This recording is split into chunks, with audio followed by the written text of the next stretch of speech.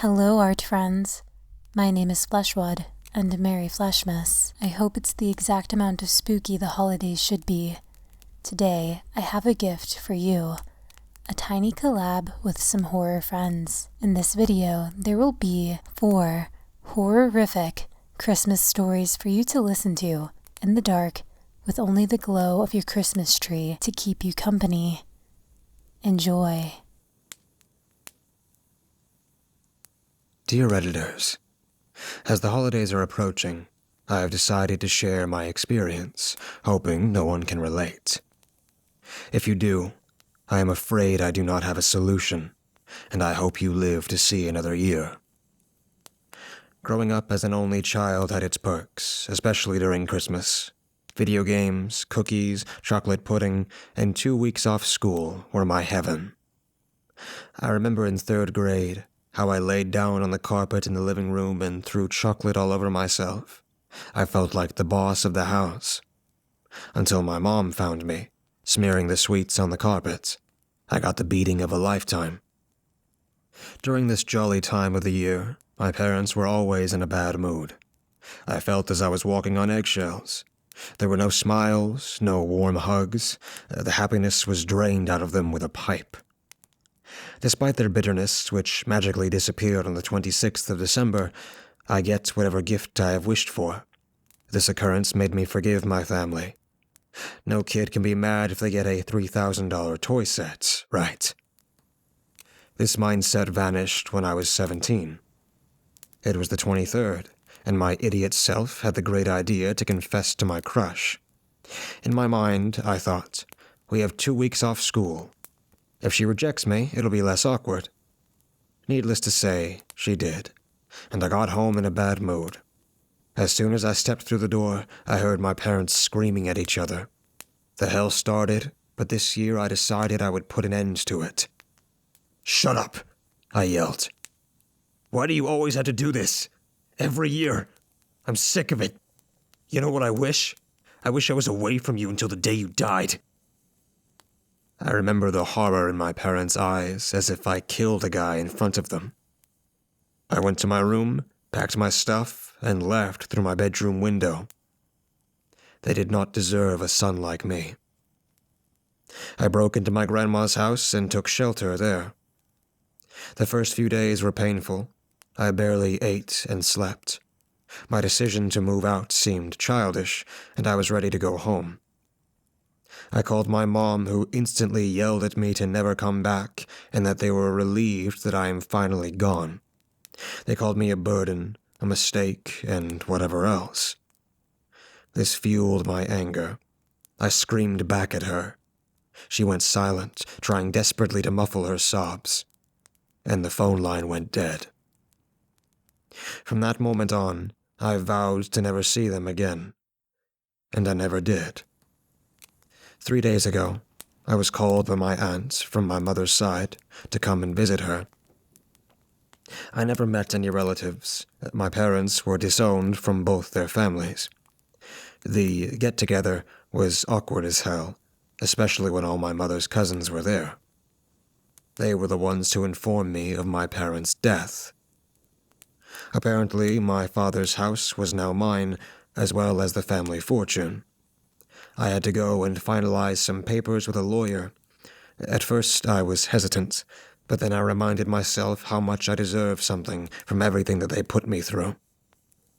Yesterday, I became the proud owner of my childhood home. Today, I wish I wasn't. As I was cleaning the kitchen drawers, I found a note tucked carefully between my mom's cookbooks. "Dear son, I hope you do not take the house or at least sell it after reading this note. There is something in this place. I do not know what it is. Nobody knows. For some reason, whatever you wish comes true. And no, Santa isn't real, but I think you already know that part, since your lack of gifts. This thing is like a leech. It gives you your deepest desire. We never told you because we thought everything will be okay. You see, we too wished for whatever we could when we figured the power. However, This all changed when we learned about the prize. For every wish we made, a person in the world dies. Not that we were bothered, until your grandpa died. We felt guilty and cut our relatives in fear that they would find out. We stopped wishing and lived fairly decent lives. Then you learned how to talk. We do not blame you. You were a child. But we couldn't help but obey your every wish in fear of our own lives. This thing favored you, for reasons we do not know. Your wishes were the most powerful. We tried to keep you satisfied. When we couldn't do it, the thing stepped in. I lost my fingers when you said you wished I had none so I could look like one of your cartoon characters. It took me 3 years to get them back. Your dad had to kill his brother when you said you wished he was dead because he had a scary face. And for Christmas, we were truly terrified. This is the time you told your deepest desires. One time, you wrote a letter to Santa how much you wanted a new dad because yours does not play with you.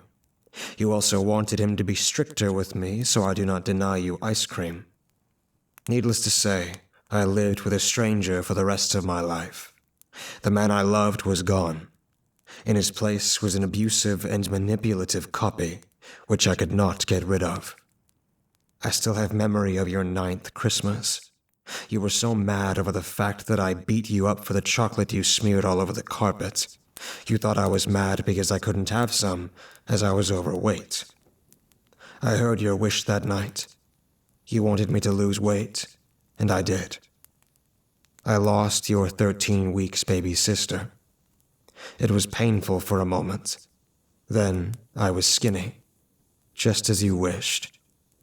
I wanted to kill you. But as the morning came, and I saw how bright your smile was when you saw my figure, and how you offered me the chocolate with the words, "You don't have to worry, Mommy. You can have some. You've always been beautiful in my eyes." I couldn't lay a finger on you.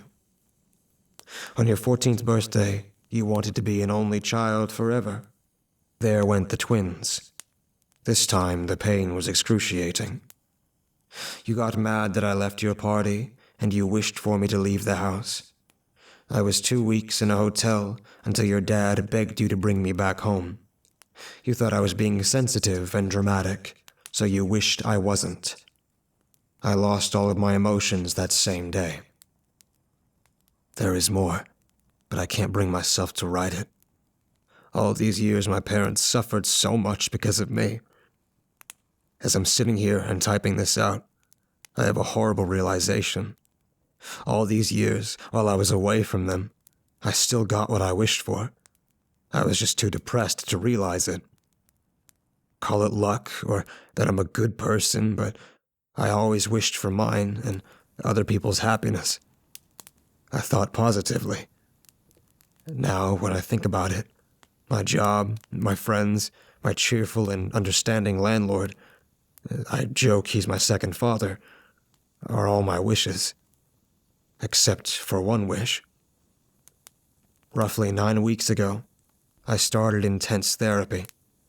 I was filled with rage and sadness.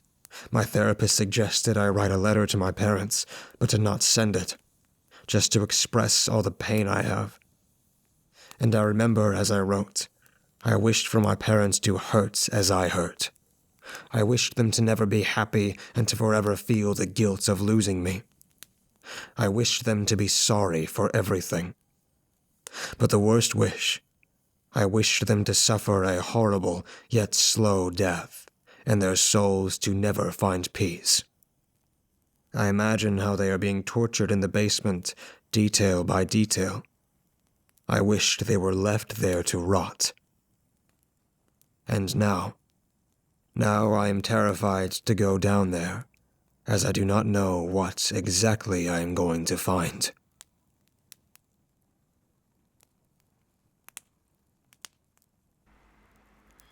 Santa did come to my house one year when I was a child. By u/Bone Chillin'. Going into this, There are two things you need to know about my childhood. The first is that my mother went missing around the time that I was 3 years old. The second is that I saw Santa Claus. My mother was a single parent, and I remember that her strength was only shadowed by her beauty. In my youth, the kind, maternal woman would fill my days with warm hugs of hot chocolates and the bright colors of whimsical days. Sadly, my joyful toddler days came to a halt when my mother went missing around Christmas. I don't know the circumstances of her disappearance, or even when exactly she dissipated from my existence, only that it was around the jolly holiday. I do know that a concerned neighbor had checked up on our apartment when they'd noticed that no one had left the small apartment in days. And Mrs. Cleary is probably the only reason that I survived the ordeal. It had been several days and I was slowly starving in my would-be tomb. From then on, my Uncle Victor would take me in, and I'd grow up in a soothing countryside, far removed from the traumatic experience that haunted my toddler years. The family would search and search for my mother, who over holiday seemed to disappear. I would be questioned over and over. Who took her? When did she disappear? Of course, I don't know. It was all a blur. Have you ever tried to remember something in detail from when you were 3? Good luck. The only thing that I would tell anyone who'd ask was that Santa had come and given me just what I asked for. Now, in my adulthood, I didn't really remember what I had meant by this. I presumed some kind of trinket had been received Christmas morning, but I couldn't tell you what. And so, the mystery of my missing mother went unsolved. I've even seen her on a few television shows and true crime podcasts. Recently, I took my own child out to meet Santa at the mall. I'd moved back to the bustling big city in my later years and started my own family. I took my rosy-cheeked, blonde-haired, rambunctious tot out amongst the falling snow to make a memory that would never leave her. Instead, we unlocked one that had left me long ago. When we finally were up to see Santa, the jolly old geezer, I gave him a huge smile and lifted my little girl onto his lap. "Tell Santa what you'd like for Christmas, darling," I said merrily, reaching for my camera. And as I focused on the man and my precious daughter, I truly saw his face for the first time. It felt like I was falling out of existence and into my sordid past. There I was, playing trains under the dining room table Christmas Eve. Mom came over and yelled at me for making a mess earlier that day, and she took my toy train away. And I began to cry. I heard a loud bang and looked at the door. A man in a red suit and beard entered our flat and tackled Mom. He took something black out of his pocket and knocked her unconscious with it. He then looked at me. One blue powdery eye and one brown one, and the man had a dead eye. A hearty chuckle emitted from his lungs, and the red-faced man came to me. He had confiscated the toy train from my mother's still hands. "I believe this belongs to you," he said, before giving a bellowing laugh. I gulped and I took it from him. "It seems like that mean lady doesn't believe in Christmas joy. You do though, right?" he said, putting a vice-like grip on my shoulder. I said nothing. I merely cried, looking to my mother. She was in a puddle of pooling crimson liquid. Remember, Santa is a secret. Don't ruin it all for all the other boys and girls. Tell no one that I was here, not even the police. They believe in Santa too, and it wouldn't be fair, right? He said, squeezing his hand harder. When I didn't reply, he spoke again. Right? The man said with gritted teeth. Right, I said meekly, nodding my head. Good. Now, play with your toy. The red bulbous man said before backing away, grabbing my mother by the waist, hoisting her over his shoulder, and walking away. Oh, and Merry Christmas! He winked at me before knocking the door shut with his boot. With that, and the flash of a camera, I knew that this was unmistakably the man who had taken my mother. I ran to snatch my daughter from the ancient man and abscond as quickly as I could.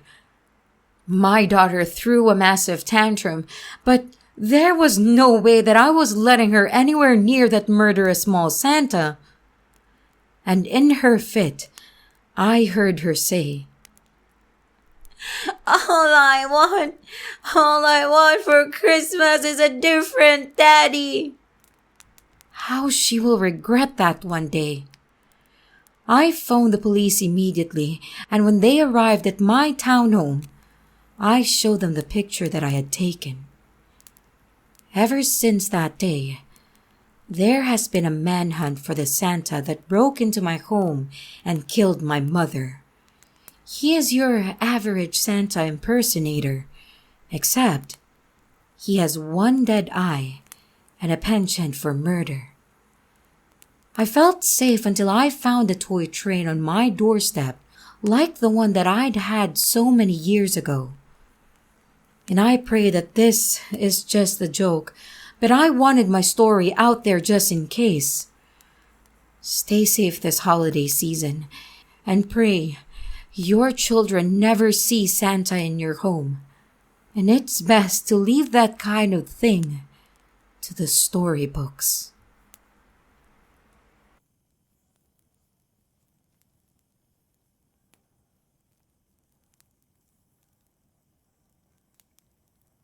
You Stole My Candy Cane. Written and narrated by Lady Spookaria. I love Christmas. It is my favorite time of year. And I need to make sure everything is perfect. And I mean everything. Absolutely perfect. I don't want to disappoint anyone, ever. I make sure my house is perfectly spotless, presentable, and richly decorated. I need everyone in the street, no, the state to know how much my house is the best. Our Christmas lights are extravagant displays that the local papers even promote. I am, what you could say, a local celebrity. I get to see the envious look on my neighbors' faces and watch their insecure smiles. I know deep down they would love to be where I am, but not everyone can be at the top. I especially love getting pictures with them and looking at the photos well after the festive season has passed. Our little cul-de-sac becomes the highlight of the community. My entire family joins in. They know better than to make me angry. They wear the fancy Christmas sweaters, Santa hats, help putting everything out. It has to be perfect. Anyway, the ornaments outside are well known throughout the community. There are reindeer, a nativity scene, Santa's elves, anything and everything you can imagine. We have little goodies bags we give out to children. And I've been interviewed so many times by the local news reporters. This is my game. So, As one would expect, when that bitch moved in across the road with her lofty goals for being my rival, I needed to take a stand. It didn't matter that she has a different style or people love both our places. No. She has to go. One day, I was cleaning the kitchen and I looked out the window to see her son steal a candy cane from my tree. We have cameras, sure, but it always stings different when you get to see what happens with your own eyes. That little shit destroyed the design. He needed to be taught a lesson. I fixed my hair, wore my most polite smile as my heels clicked as I walked across the road to their house. I knocked on the door and told her what happened. I expected some kind of punishment. But all I got was the kid giving me an apology. Just a simple apology. Nothing else. How I wanted to cause a scene. I couldn't though. I smiled and thanked her for her time.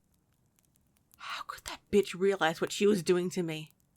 To my glorious display. Oh, this would not go unpunished. I put out a replacement candy cane and the little shit kept his hands to himself. My mother taught me never to let anyone disrespect you. That boy and his mother would have to pay. I waited until Christmas Eve to hatch my plan. I faked being sick and encouraged my husband and the kids to take over for me.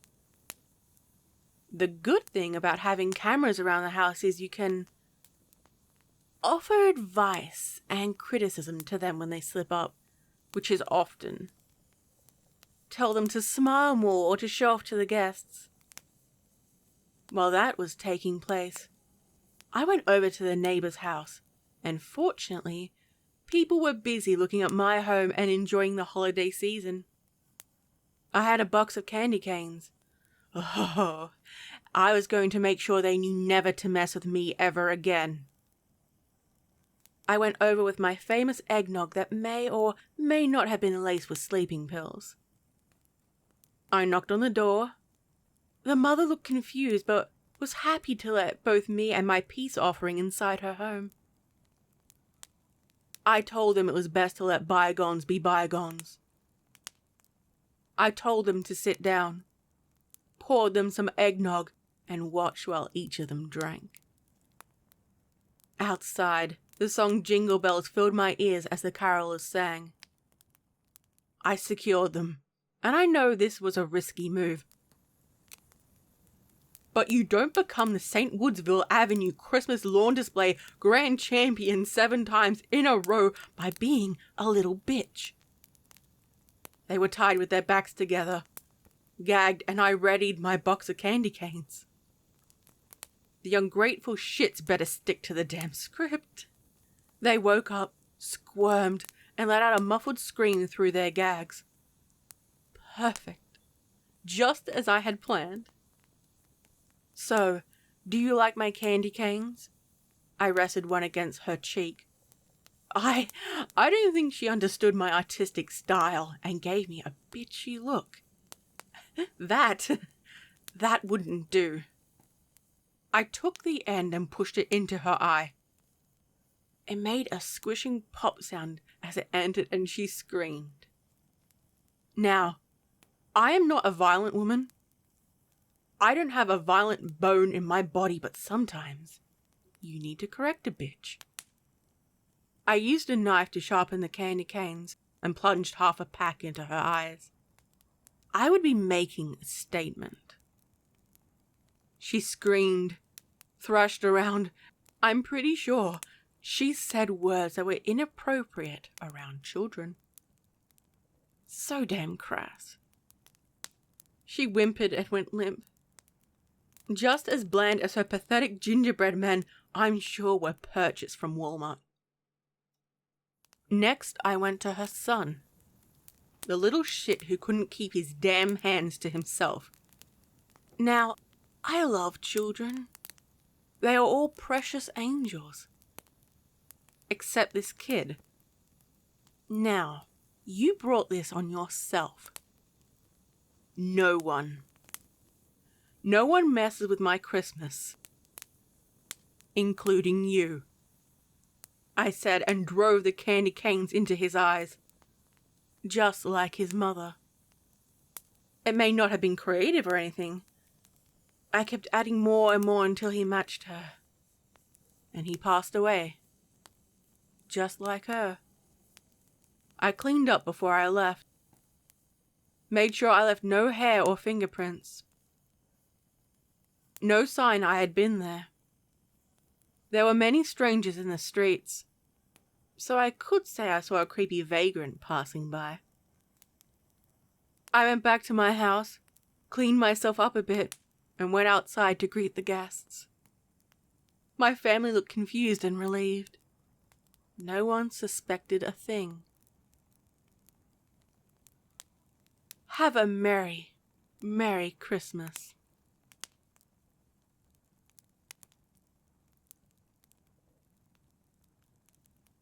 When you read this story, you may think that my punishment was fitting. When you read this story, you may believe that I got exactly what I deserved. But what you should remember is that my actions were the actions of a child.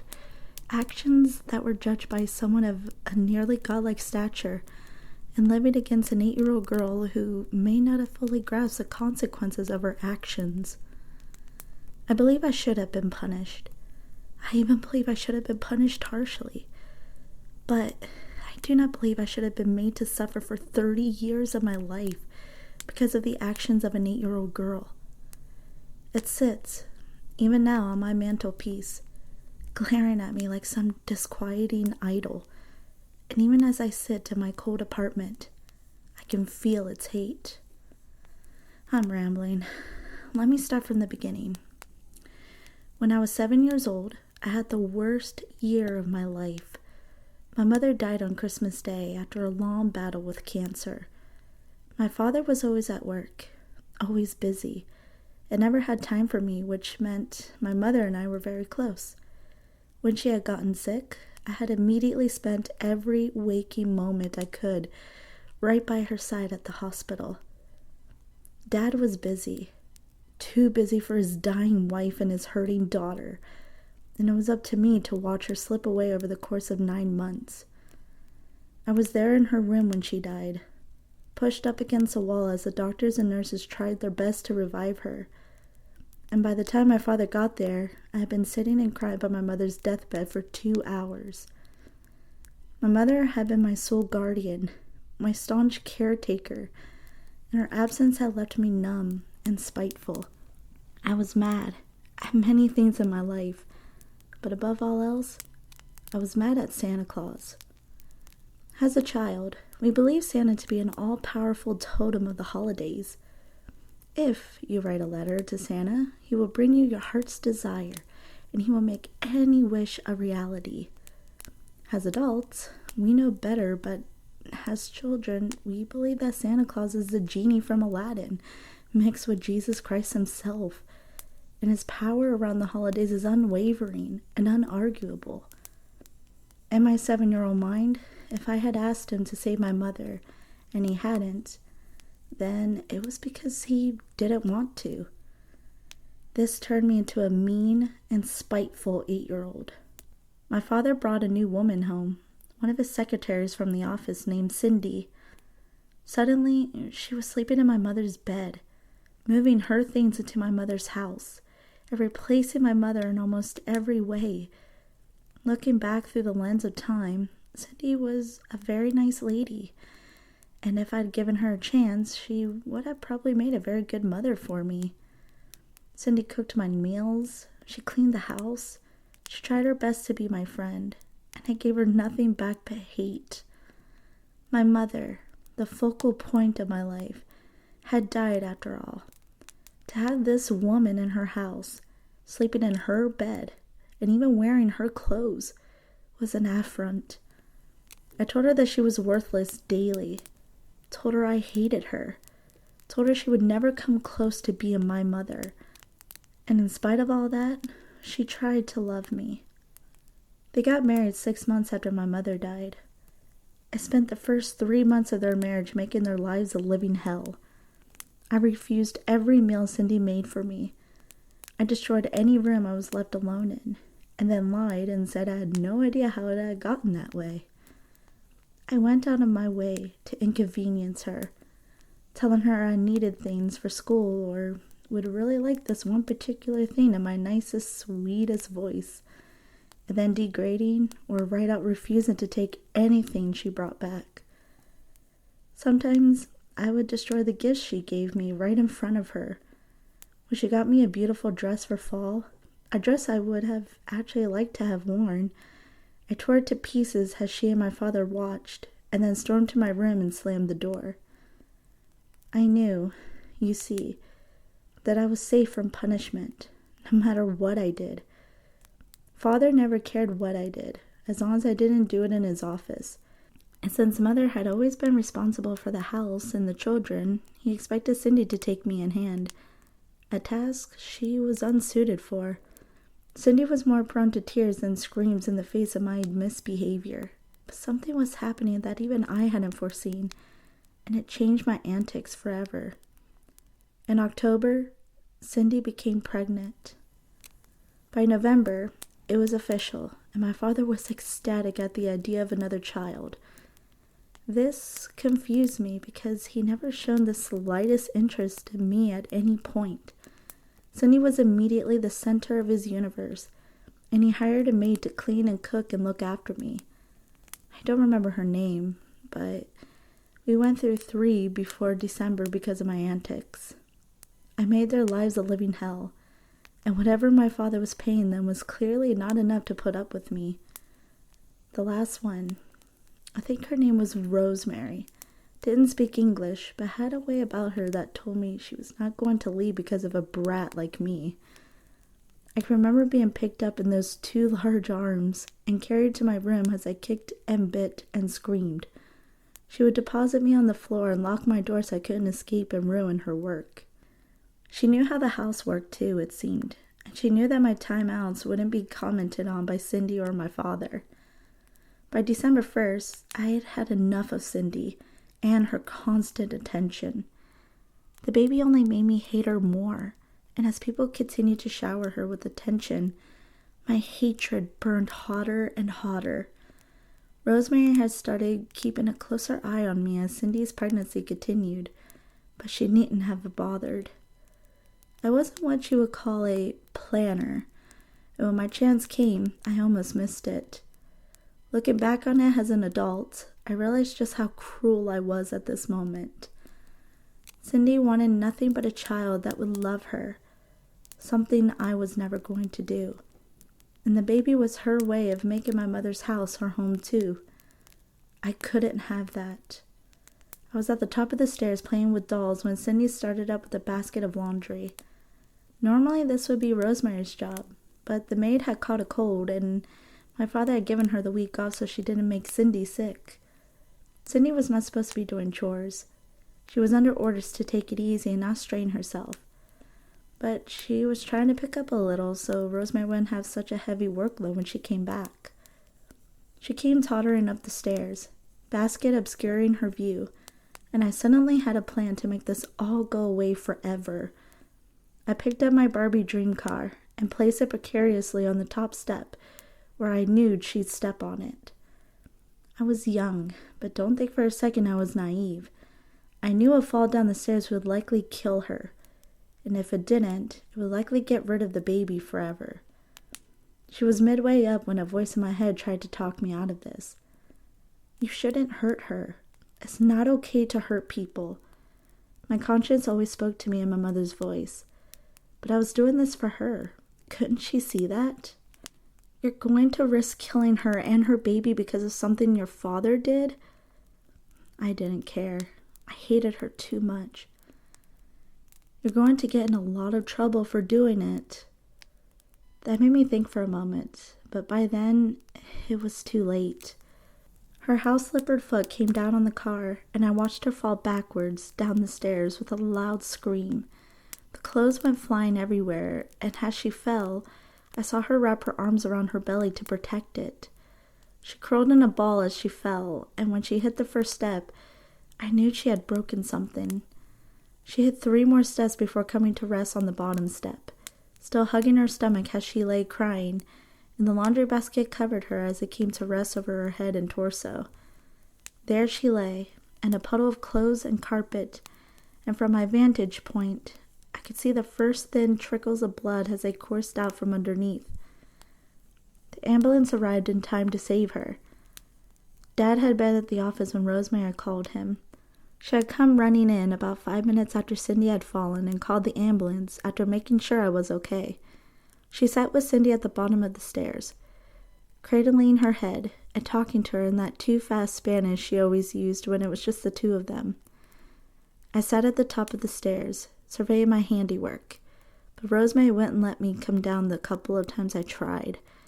Rosemary was never fooled about what had happened, and she always looked at me with secret knowledge the few more times we had reason to be together. Dad beat the ambulance home, but only just. He rode in the ambulance with Cindy, thanking Rosemary for coming over so suddenly, and left me with the housekeeper while he went to see about his new wife and new child. Rosemary started dinner, and I played in my room, and some time later, my father came home. He called both of us to the living room, giving Rosemary the honor of joining in on the news, and filled us in on Cindy and the baby. He told us that Cindy was going to stay in the hospital for a while. She had broken several bones, scraped her back up pretty badly, and had possibly injured her spine. The doctors weren't sure how badly she was hurt, but they did say that she had lost the baby. Rosemary cried a little, but I didn't. I had wanted this to happen, but now that it had, all I could feel was numbness. I had killed something, not a bug or anything, but a real person, and I was no longer sure how I felt about it. I left before he was done talking, but he didn't seem to mind.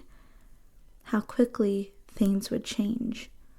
Dad went to the hospital early the next morning. He was on his way out the door when I reminded him that he promised to take me to see Santa. It was a promise he had made days ago, a promise I believed he'd forgotten, but when I reminded him of it, I just put enough wine on it to make it sound like it was something I'd been looking forward to. I knew there was no Santa, of course. Back then, I thought I knew so much, but I knew that the mall would be crowded and it would force him to spend time with me. At the end of the day, I guess all I wanted was my father to show me he cared. He asked Rosemary to take me instead, and then he was out to see Cindy in the hospital. We rode to the mall in the town car as a palpable silence hung around us. "What are you going to say to St. Nicholas?" she asked, conversationally. "There is no Santa Claus, silly. I'm too old to believe in such things." She was quiet for a few seconds before almost whispering, "You are very wrong." "What?" I asked, shocked out of my pounding huff. No adult had ever contradicted me, not even my mother, and to be contradicted by the help was just unthinkable. "I said that you are wrong. Just because you do not believe in something doesn't mean it isn't so. It matters not whether you believe in a thing or not, only whether or not it believes in you." She spoke matter-of-factly in her thick Spanish accent. I turned away, ignoring her, and pretending she didn't exist. I was a spoiled brat, a naughty child that needed a lesson in how the world worked. I didn't know it then, but this lesson would begin sooner rather than later. This lesson would be the only lesson worth learning. We waited in line for an hour and a half. Rosemary had walked me to the middle of the crowded mall, shoppers moving to and fro, and families laughing as they moved from shop to shop, all while Christmas music played in the background. Santa's stage had been set up in front of the big fountain in the middle of the mall, and it looked just as goofy and phony as it always did. There was a long snake of children that trailed away from it and curved around it like a magic circle. Rosemary sat on a nearby bench and told me to stand in line. I'm much too old to see him, but if you would receive his judgment, then you must wait. I fidgeted nervously as I waited, throngs of happy families crowding around me. Inside, as the line moved slower and slower. Why was I waiting in this line? I didn't believe in Santa Claus. If Santas had been real, he'd have saved my mother. Even if I had still believed, this is just going to be some half-drunk fat guy that they stuffed into a suit who smelled like a little kid pee and barely talked. It was ridiculous to stand here and wait for my turn to sit on the old faker's lap. But despite that, I couldn't force myself to leave. Rosemary's words had somehow moved me, and it felt more like I was waiting for a confessional than a turn on Santa's knee. When I finally neared the front of the line, I could see that my assumption had been wrong. This year's Santa was not a fat man with a cloth beard or some homeless man with a tangled mess of hair. He was dressed all in red, and his suit looked homemade, as opposed to a store-bought one. His beard was a fluffy white bulge of soft-looking hair, and on his round little nose sat a pair of tiny spectacles. His boots looked old and battered. His face was a patchwork of laugh lines, and he practically oozed with good cheer and holiday spirit. The elves, teenagers usually dressed in green smocks and pointy shoes, had been replaced with actual little people, and their costumes were perfect to the last detail. From their pointy shoes to their pointy ears, the whole crew made a jolly, happy scene, and I didn't see one child act scared or unsure of the laughing stranger. When it was my turn, however, the mood seemed to change. The elf who came to get me took one look at my face and almost sneered. His happy, laughing face became something almost contemptuous, and as he led me to the jolly old man, I was affixed with the laughing eyes and greeted by the rosy voice, but his face changed as the elf's had. He wasn't mad. I saw no anger on his face, but it became almost mournful, disappointed. He allowed me into his lap, and I was surrounded by the smell of old cinders, gingerbread, a woodsy animal smell, and freshly fallen snow. But his eyes were still that of a disappointed parent. It was as though he were ashamed to see me in my current state. "Hello, Abigail. How do you know my name?" I was startled for a moment. He smiled, that slightly troubled smile, and answered, "Because I'm Santa Claus. It's my job to know all the children." "Of course," I said, sighing a little. If this guy wanted to play his part, then I'd play along, I guess. "Well, then, you probably already know what I want for Christmas." "I do, but I know you're only getting one thing for Christmas this year." I laughed. I couldn't help it. He was just so full of crap. My tree at home was stacked with presents. I knew enough to know that everything I'd asked Dad for was there. This man didn't know me after all. If I wanted something, I got it, and that was all there was to it. I wondered briefly if Rosemary had told him to scare me a little. He pressed a small package into my hand. "I have a present for you. Something very special. It's something we only give to certain children." It was a small red box with a simple bow on top. It was about the size of a small ring box, and when I touched it, I could feel a small electric charge run through me. I nearly dropped it, but managed to hold on to it as the surprise turned back into malice. A token gift with no real meaning from a mall Santa with no real power.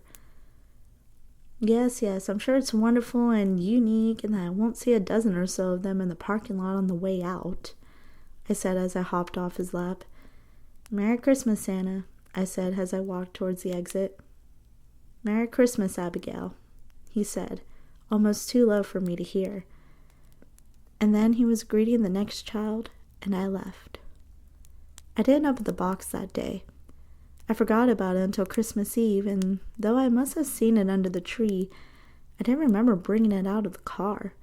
Rosemary was silent on the car ride home, but she kept shooting glances at my present, and then looking away quickly before she thought I'd noticed. She probably expected me to rip it open and see what Santa had given me, but I didn't care what it was. I kept thinking back on the whole experience and couldn't help feeling unnerved. He had just been a mall Santa after all, but something about him had seemed like more than that. He had almost seemed real to me. The days came and went. Dad spent more and more time at the hospital with Cindy, something he'd never done for Mom. And Rosemary and I found ourselves more and more often spending time at home together. We didn't suddenly become friends or anything, but many afternoons were spent with me on the couch watching TV, and her in the kitchen cooking or cleaning the house and singing to herself. She was a patient woman, and after a few days of making life hard for her, I stopped completely. I would just sit listlessly on the couch or lie on my bed and read, and now it almost seemed like I was waiting for something to happen. On Christmas Eve, something did. Rosemary was staying the night. Dad was at the hospital with Cindy as usual, and if she hadn't been, I would likely have died. The fire marshal's report says that at 1:35, the outlet plugged into the tree shorted out. It set fire to the large pile of presents underneath the tree. Rosemary was asleep in the guest bedroom when the fire started, and upon smelling the smoke, she woke me and the two of us left the house as the living room blazed. We dialed 911 from a neighbor's house, but by the time the fire trucks arrived, it was too late. Rosemary and I watched the townhouse burn down, watched the house collapse in on itself, and watched in silence as everything I'd ever known was consumed. I lost everything that night. All my clothes, all the pictures I had of my mother, all the dresses that she'd made for me, all the cards she'd written to me, and all the books she'd read me as I drifted off to sleep. All of it was ash and December wind, and when Rosemary wrapped me in a hug, I didn't feel capable of returning it. I was in shock for quite some time. When they brought me to the hospital, my father finally came to check on me. He didn't stay long once the doctors told him I was unharmed, which left Rosemary and I alone in the ER room. The police and the firefighters came to talk to me then. The fire was deemed an accident, and everything in the house was a complete loss. These weren't the words they used with me, of course. They were sympathetic and told me that local charities were collecting clothes, food, and toys for my family in this time of need. One of the firefighters also told me, with a smile, that not everything had been lost in the fire. He reached into his coat and handed me a small package that had been sitting under my tree for nearly a week. The small red package with the simple bow that the mall Santa had placed in my hands. I just held the box for a while. It was completely undamaged by the fire. Not even the shiny ribbon used to make the bow had been damaged. But when I looked at it, I already knew this was no normal gift. Rosemary was looking at me as I held it, and she seemed to know, too, what I would find when I opened the box. Might as well open it, child. Holding off won't do any good. Inside the box was a single lump of coal. I've had it tested several times over the years. It's a lump of pure coal, unrefined and unproduced, made with what I now think must be pure magic. It left no stains inside the box. It left no residue on my hands, and over the years I found it to be indestructible. It was the only thing I received that Christmas, and to be honest, it was enough. My life was never the same after that day. Cindy was brought to our new house on January 10th. It wasn't as grand as our old house, not even close, but it was ours. Father's time at the hospital had meant that his business had suffered, and so too did his finances. Cindy's medical stay was costing him a fortune, and so she had to come home. My medical expenses were costing him quite a lot, and I hadn't stayed long in the hospital either. Rosemary still cooked and cleaned, but Father seemed always on the verge of firing her. He didn't want to. He felt she had changed his daughter somehow, but we simply didn't have the money to pay her. Cindy needed Rosemary, however. Cindy was still nearly catatonic, even after weeks in the hospital. Something had snapped in her after losing the baby, and now she did little more than stare at the wall or soil herself. She would take food if it was fed to her, and she would drink water if it was dribbled in her mouth. But she wouldn't move, and she wouldn't talk. Rosemary would often sing to her, something soft in Spanish, as she combed her hair or bathed her, and Cindy seemed to like it when Rosemary was there. It didn't matter, though. Rosemary had bills too, and ultimately needed a job as much as anyone. 2 weeks after Cindy came home, Father had to let Rosemary go. I met her at the door and begged her to stay. I had come to like her in the time after the fire. We had come to an almost friendly place. My rage and anger seemed meaningless now, and I didn't want her to leave. She was often the only person in the house who seemed real to me, alive, and without her, the house would seem very empty. She bent down on one old knee and favored me with a smile. I know things seem hard now, but you must be strong, my dear. You have no idea how much worse things will become. How do you know? I whispered, and there was no anger in my words, only a child's terrified curiosity. She closed her eyes. When I was a girl, I had a younger sister named Maria. She was so beautiful, and everyone loved her. I was very plain looking, very common, and I was angry that my little sister got so much more attention than me. So one day, I pushed her into a well on our property. She drowned in that well, drowned as I stood and watched. And when they found her, they asked me what I knew. I told Father I knew nothing, and it was believed to be an accident. That Christmas, I received my own red box, and she reached into her apron and pulled out a large black rock, just like the one I had upstairs in my room. I received my punishment from him. My father's livelihood was his farm and his ranch, and in the next year, I saw his cows die of sickness. A flood killed my mother and siblings. His crops dwindle, and his money dried up.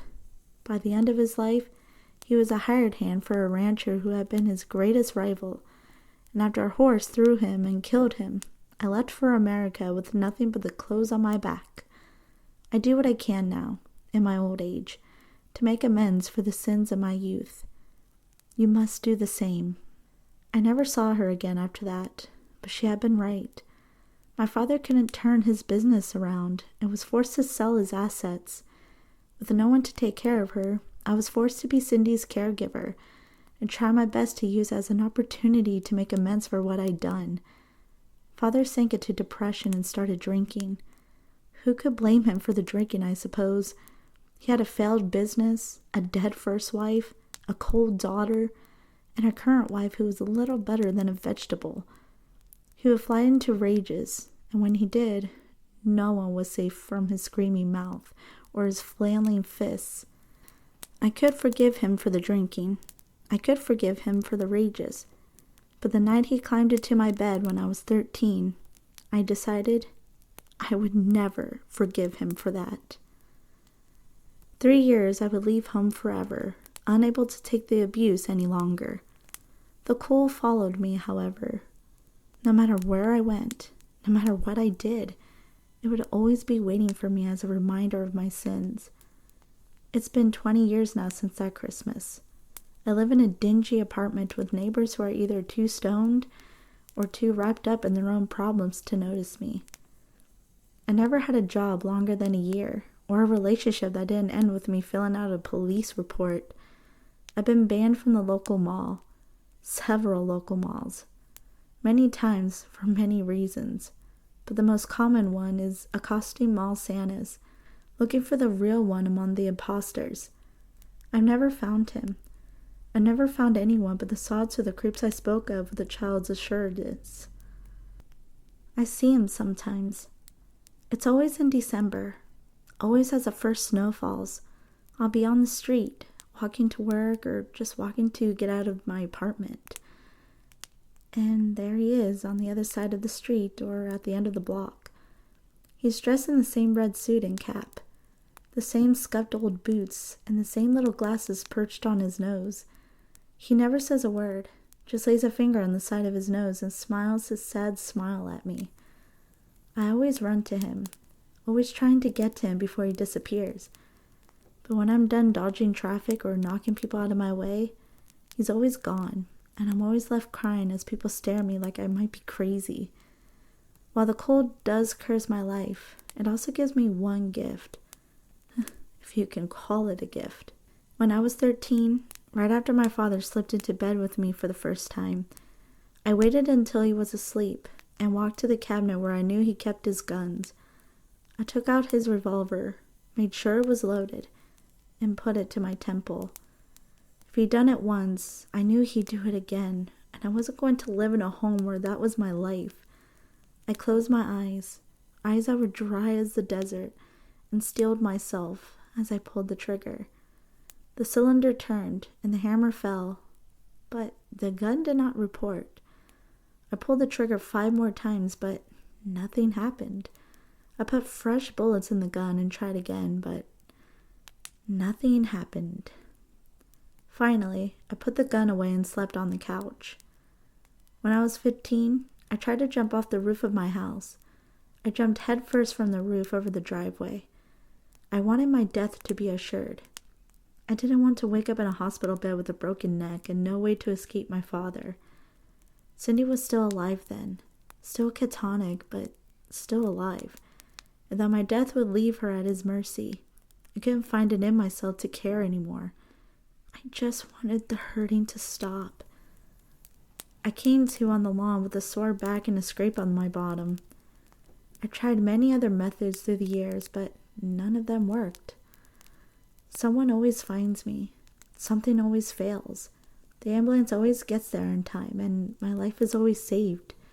Whatever magic the coal has that ruins my life also helps preserve it. Of this I am sure. Whatever lesson I am learning from my sin is one that will go on for a good long time. I'm writing this tale in hopes that it might save others from my fate. Let your children know, let your friends know, that the songs aren't just songs. We threaten our children with coal, but we don't understand it. We have forgotten that Santa Claus doesn't reward the just. We say songs about how he sees you when you're sleeping and knows when you're awake. But we have forgotten that these things are fact. The coal sits on my desk as I write this. A black-hearted reminder of the hasty actions of a child, and no matter what I do to it, it will follow me forever. So never forget that which sees you when you're sleeping. Remember, always he who knows when you are awake, for he knows when you've been bad or good. So be good, for goodness sake. As a coal burns, as a coal gives heat, so too does the heat destroy. Coal can sustain a fire, and a fire can be a tool of destruction. As you act in haste, so too does fire. And never doubt that his fire will scour that which you hold dear. So when you lay down to sleep, pray for only the joys of Christmas. Pray for peace and goodwill towards men. And pray that you never feel the jagged edges of coal in your stocking. And that was all of the Christmas stories we have for you in this video. Sorry I didn't get to read one, but I will leave some of my past Christmas readings down below for you to enjoy. Merry Christmas. Until next year. Bye.